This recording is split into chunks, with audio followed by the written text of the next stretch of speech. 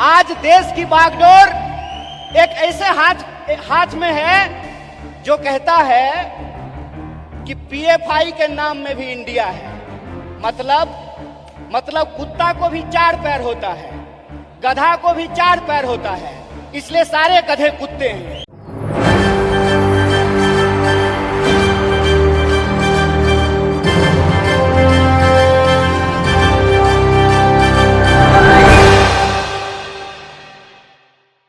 नमस्कार, मैं हूं राहुल शर्मा। आप देख रहे हैं SP9 न्यूज़ और आप तमाम लोगों का हमारे इस प्रोग्राम में बहुत बहुत स्वागत है। और आज मैं कन्हैया कुमार का जिक्र कर रहा हूं। देखिए, कन्हैया कुमार कांग्रेस पार्टी के युवा नेता हैं, फायर ब्रांड नेता हैं।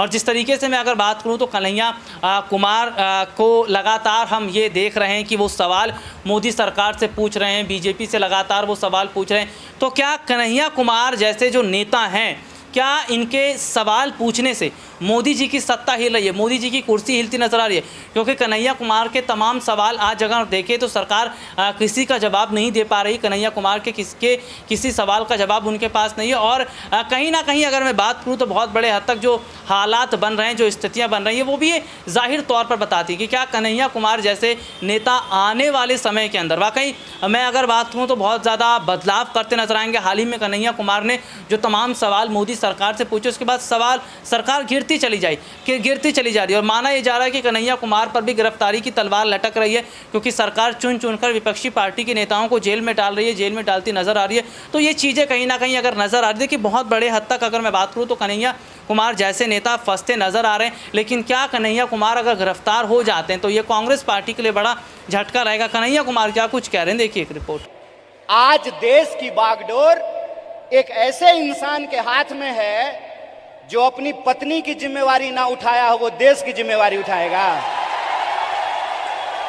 बताइए, आज देश की बागडोर एक ऐसे हाथ में है जो कहता है कि पीएफआई के नाम में भी इंडिया है। मतलब कुत्ता को भी 4 पैर होता है, गधा को भी 4 पैर होता है, इसलिए सारे गधे कुत्ते हैं। अगर ये रीजनिंग मैं लगाऊं, जो रीजनिंग इस देश के प्रधानमंत्री ने लगाया है, तो मैं ये कह सकता हूं ना कि प्रधानमंत्री जी को भी 2 आंख है और गधा को भी 2 आंख होता है।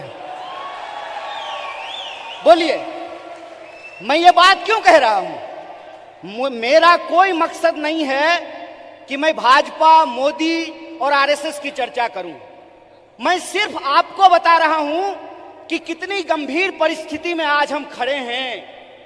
इतनी गंभीर परिस्थिति में खड़े हैं कि संस्थाओं को तो छोड़ दीजिए, व्यक्तियों को भी बोलने का अधिकार नहीं है।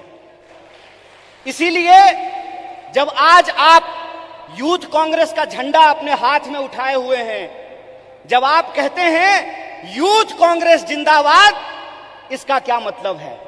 इसका मतलब यह है कि जिस देश की 55% आबादी नौजवान हो, जिस देश में दुनिया का हर 5वां युवक भारतीय हो, जिस देश में 45 साल में सबसे ज्यादा बेरोजगारी हो, और जिस देश में जिस दिन कारगिल विजय दिवस मनाया जा रहा था, उससे ठीक कुछ दिन पहले कारगिल में लड़ने वाले शहीदों के परिवार के साथ कैसी नग्नता की गई है, ये वीडियो आप लोगों ने देखा है।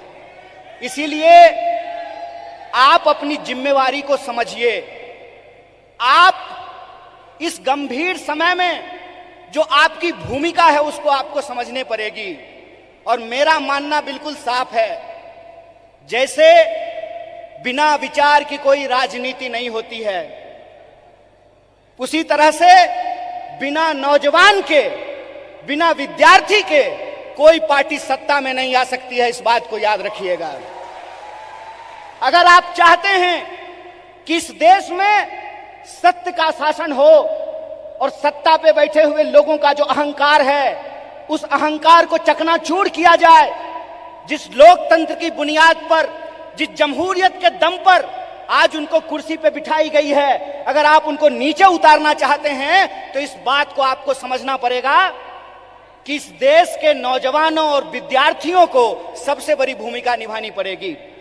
अगर भारतीय राष्ट्रीय कांग्रेस शरीर है तो एनएसवाई और यूथ कांग्रेस को दोनों हाथ मलना पड़ेगा। यह बात हम लोगों को समझना होगा। जब तक इस देश का फर्स्ट टाइम वोटर, जिसके मैसेज में, जिसके स्नैपचैट पे, जिसके इंस्टाग्राम में, जिसके व्हाट्सएप पे झूठ परोस करके, मिस इंफॉर्मेशन परोस करके उनको गुमराह किया गया है, जब तक उनके सामने हम सच्चाई लेकर के नहीं जाएंगे, जब तक हम घर घर नहीं पहुंचेंगे, जब तक हम स्कूल स्कूल नहीं पहुंचेंगे, विश्वविद्यालय विश्वविद्यालय नहीं पहुंचेंगे, तब तक इस सत्ता पे बैठे हुए लोगों को हम सत्ता से बाहर नहीं कर सकते हैं और लोकतंत्र को बचा नहीं सकते हैं। जो सवाल है यहां पर कि भारत का बुनियाद क्या है, भारत का बुनियाद है इंडिया। यह बात हम लोगों को समझना पड़ेगा। भारत का बुनियाद है इंडिया, और वो जो इंडिया है, वो इंडिया एक सोच है, और वो सोच को हमको एक एक कार्यकर्ता को अपने व्यवहार में लेकर के आना पड़ेगा। अगर हम महात्मा गांधी का उदाहरण आपके सामने रखें तो किस तरह का एग्जाम्पल हमको देखने का मिलता है। गांधी जी ऐसे नहीं थे कि बुनियाद भारत के कार्यक्रम में आए हैं, कर्नाटक में सरकार भी है तो थोड़ा फोटो वोटो खिंचा करके चल देंगे, ऐसे नहीं होगा। ये मैं आपकी आलोचना नहीं कर रहा हूं, ये मैं अपनी आलोचना कर रहा हूं। गांधीवादी तरीका यह है कि चंपारण में जब किसान लड़ रहे थे तो गांधी जी शहर छोड़ करके चंपारण चले गए, वहीं आश्रम बना दिया, महीनों तक लड़ते रहे और अंग्रेजों को धूल चटा दिया। यह गांधीवादी तरीका है। 100 समस्याएं होंगी, 100 समस्याएं होंगी, 1000 समस्याएं होंगी। बतौर फ्रंटल ऑर्गेनाइजेशन मैं बार बार कह रहा हूं, भारतीय राष्ट्रीय कांग्रेस तभी मजबूत हो सकता है जब यूथ कांग्रेस और एनएसवाई मजबूत होगा। इस बात का संकल्प हमको लेना पड़ेगा। और वो मजबूती कैसे होगी? वो मजबूती ऐसे होगी, गांधीवादी तरीके से होगी कि हम एक समस्या को उठाएंगे, लगातार आंदोलन करेंगे, और जब तक सरकार और प्रशासन को झुका न दें, अपने आंदोलन को वापस नहीं लेंगे। ये तरीका हमको अपनाना पड़ेगा। और एक बात याद रखिएगा, जब आप आंदोलन जीतते हैं, जब आप संघर्ष को जीतते हैं, तो टिकट का सवाल अपने आप सॉल्व हो जाता है।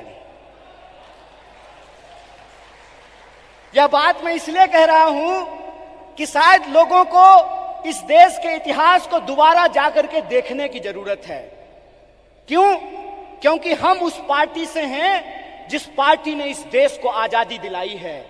अभी कलाकार ने आजादी की बात की, हाथों की आजादी की बात की, देश की आजादी की बात की, तो एक एक भारतीय राष्ट्रीय कांग्रेस के कार्यकर्ता को गर्व से यह बात कहनी चाहिए कि हम वो लोग हैं जो इस देश को आजादी दिलाए हैं और आजाद देश में आजादी को बचाएंगे भी। इस बात को हमको याद रखना है। ये रिपोर्ट आपने देखी जिसमें विस्तार से हमने अपने दर्शकों को दिखाया, और सीधे सीधे तौर पर जो हालात इस वक्त के बने, जो स्थितियां इस वक्त की बनी हैं, वो ये जाहिर तौर पर बता रही हैं कि आने वाले समय के अंदर बहुत बड़ा फेरबदल हो रहा है, होता नज़र आ रहा। और इस तरीके के फेरबदल का होना, इस तरीके की स्थितियों का होना, ये जाहिर तौर पर बताता है कि आने वाले वक्त में मुश्किलें अब कन्हैया कुमार की भी बढ़ सकती हैं। आज के लिए इतना ही, आपसे फिर दोबारा मुलाकात होगी, तब तक के लिए इजाज़त दीजिए। नमस्कार।